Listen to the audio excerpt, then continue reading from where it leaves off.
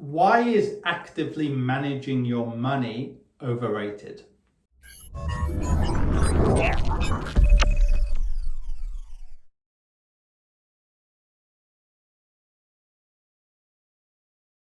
Hi everyone, so I'm going to talk on this video about why actively managing your money and spending too much time actually actively managing your money is overrated for the vast majority of people.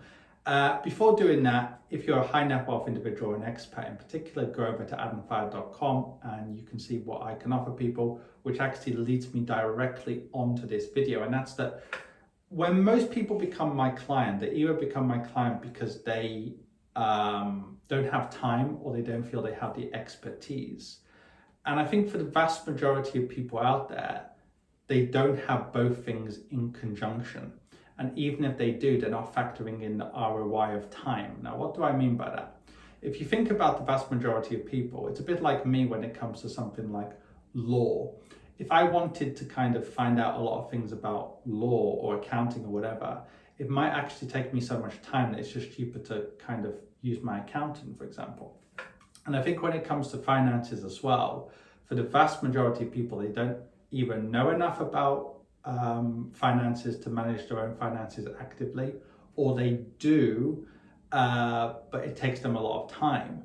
So for the vast majority of people, it actually makes a lot more sense either to invest by themselves, and I'll get into the positives and negatives of that, and use ETFs and so on, which are passive, not active in nature, or outsource it to an advisor or an advisory service or a wealth management service. So when it comes to the first one, when people invest by themselves, there are those people who actively kind of trade and spend a lot of time researching companies.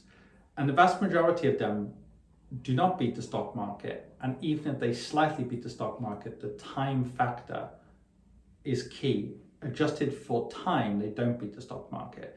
Because let's face it, if you're beating the stock market by 0.1% per year, but you're spending a lot of time on it, that's not a good result. So most people that are going to invest by themselves, they should actually use ETFs or index funds for the majority of their portfolio.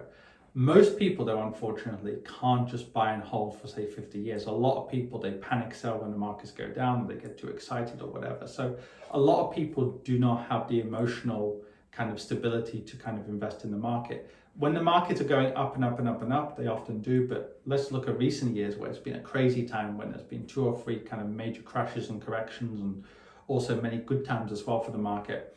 I mean, in the last few years, so many people have panic sold. But the funny thing is, if you look at the stock market over the last 4 or 5 years, overall, it's been a very good time for the stock market. But you had quite a decent correction in late 2018, early 2019. You had a huge crash in 2020.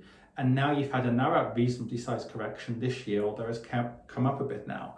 But overall, say the US stock market's done pretty well, but a lot of people haven't done that while investing by themselves. So I would say for the vast majority of people, they should focus on 2 areas. They should either invest by themselves, but only if they have the emotional stability to do so, and don't actively invest, just passively invest, or use an advisor.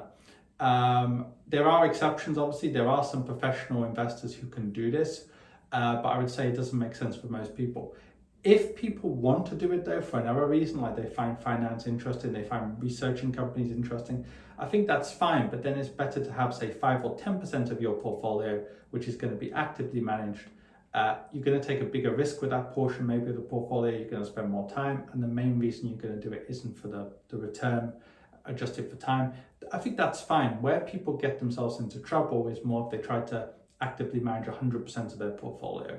I met so many people in 2020, 2021 who thought getting 8, 10, even 12% per year investment returns was quote unquote a bad investment return, because they were buying individual stocks.